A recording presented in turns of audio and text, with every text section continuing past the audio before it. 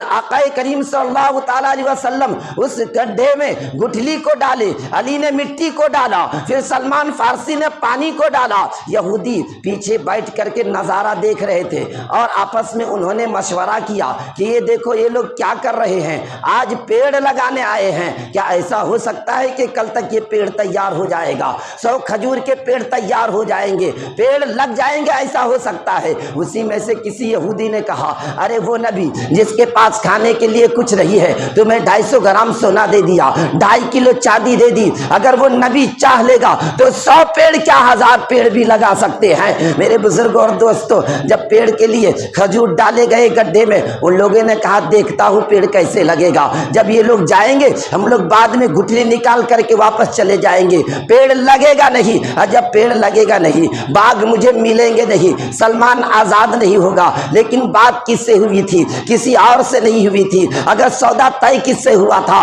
کسی اور سے نہیں، بلکہ سودا نبی سے طے ہوا تھا، اور نبی کی بات کبھی جھوٹی نہیں ہو سکتی ہے۔ آقا کریم نے فرمایا سلمان 100 پیڑ تمہیں کل ملیں گے، تو وہ بات ہو کر کے رہے گی، کیونکہ نبی کی کہی ہوئی بات، نبی کے زبان سے نکلی ہوئی بات کبھی رد نہیں ہو سکتی۔ میرے بزرگوں اور دوستوں، اب آقا کریم صلی اللہ تعالیٰ علیہ وسلم گڈھے میں گٹھلی ڈال کر کے واپس جانے لگے۔ سلمان اور علی کو لے کر کے جب واپس گئے تو یہودیوں نے کیا کیا کہ وہاں سے گٹھلی کے بیج کو نکالا، ایک گٹھری میں باندھا، اور باندھنے کے بعد اپنے گھر لے گئے، اور وہ لوگ رات بھر نیند میں سوئے، اتنی گہری نیند میں سوئے کہ دیکھتے ہیں کل باغ کیسے لگتا ہے، کل کھجور کے باغ کیسے لہیں گے۔ گٹھلی تو میں نے نکال کر کے لے آیا ہے، لیکن قربان جاؤ نبی کی شان پر، قربان جاؤ نبی کے معجزے پر۔ سلمان فارسی جو نبی کا غلام تھا، اس سے نیند نہیں آئی، پورے رات بھر وہ سوتا رہا کہ کل 100 کھجور کے باغ یہودی کو دینا ہے، پھر میں آزاد ہو جاؤں گا اور نبی کا غلام بن جاؤں گا۔ رات بھر سویا نہیں۔ فجر کی آزان ہوئی، جیسے آزان ہوئی سلمان اٹھا، اٹھنے کے بعد پہلے مسجد میں نہیں گیا بلکہ باغ میں گیا، جہاں وہ باغ جہاں پر نبی نے لگایا تھا، کھجور کی گٹھلی ڈالے تھے۔ سلمان فارسی جب اس باغ میں پہنچا ہے تو سلمان نے کیا دیکھا کہ 100 کھجور کے پیڑ لگے ہوئے ہیں، اور 100 کھجور کے پیڑ لگے ہوئے ہیں، اس میں کھجور بھی لگے ہوئے ہیں، اور کھجور صرف لگے نہیں بلکہ سارے 100 کھجور کے پیڑ میں کھجور پکے بھی ہیں۔ میرے بزرگوں اور دوستو، سلمان مسکرایا، مسکراتا ہوا نبی کے دربار میں، نبی مسجد نبوی میں حاضر تھے۔ سلمان پہنچا نبی کے پاس، نبی سلمان کو دیکھ رہے ہیں، سلمان نبی کو دیکھ رہے ہیں۔ نبی مسکرائے، کہا سلمان کیا ہوا، باغ دیکھ کر کے آ گئے؟ قربان جاؤ نبی پر۔ نبی نے بھی سلمان سے پوچھا نہیں کہ باغ لگا کہ نہیں، سلمان کے چہرہ دیکھ کر کے نبی نے کہا سلمان تو نے باغ دیکھ لیا؟ کہا ہاں حضور، میں باغ دیکھ کر کے آ رہا ہوں، 100 پیڑ کے کھجور لگے ہوئے ہیں، اس میں کھجور بھی ہیں اور پکے ہوئے ہیں۔ کہا آقا اب میں یہیں پہ رہ جاؤں؟ آقا نے فرمایا سلمان ابھی نہیں، جا تو اپنے مالک کے پاس چلا جا، اور مالک کے پاس جا کر کے وہاں بیٹھ جانا، کچھ نہیں بولنا۔ حضرت سلمان فارسی یہودی کے دربار میں گیا، اور جانے کے بعد جیسے ہی یہودی کے پاس پہنچا، اپنے مالک کے پاس پہنچا، اس کا مالک کہتا ہے سلمان وہ کیا ہوا، 100 کھجور کے پیڑ کہاں گئے، تمہارے نبی کا وعدہ کہاں گیا؟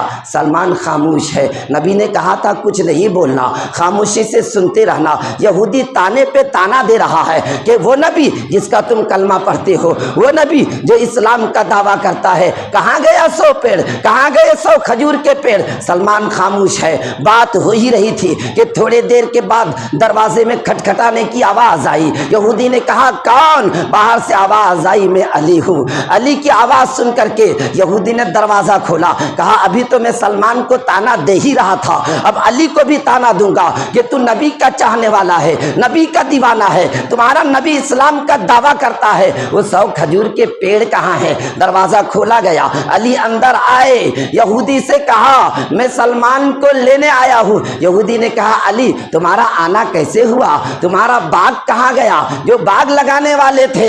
آقا کریم صلی اللہ تعالیٰ علیہ وسلم کے چہیتے علی نے کہا کہ اے یہودی تمہارا باغ موجود ہے، میں باغ کو نہیں بلکہ سلمان کو لینے آیا ہوں۔ یہودی نے کہا میں ایسے دے نہیں سکتا، مجھے پہلے دکھاؤ کہ باغ لگا ہے کہ نہیں، 100 کھجور کے پیڑ لگے ہیں کہ نہیں ہے۔ میرے بزرگوں اور دوستو، علی کے ساتھ یہودی گیا، جب باغ باغ میں جاتا ہے تو کیا دیکھتا ہے کہ 100 کھجور کے پیڑ لگے ہوئے ہیں، اس میں کھجور بھی لگے ہوئے ہیں اور کھجور بھی پکے ہوئے ہیں۔ یہودی حیران ہو گیا، پریشان ہو گیا کہ میں گٹھلی رات میں نکال کے لے گیا تھا، پھر 100 کھجور کے پیڑ کیسے لگ گئے؟ علی مسکرائے اور کہا یہودی تو نے سودا کس سے کیا تھا؟ تمہیں پتا نہیں؟ ارے وہ سارے نبیوں کے سردار ہیں جن کو اللہ نے مالک و مختار بنا کر کے مکہ کے سرزمین میں پیدا کیا ہے، تو نے سودا اس سے کیا تھا علی سے۔ جب علی نے کہا اگر تمہیں معلوم نہ ہو تو کھجور توڑو، ایک کھجور توڑا گیا۔ کھجور توڑنے کے بعد جب یہودی کھاتا ہے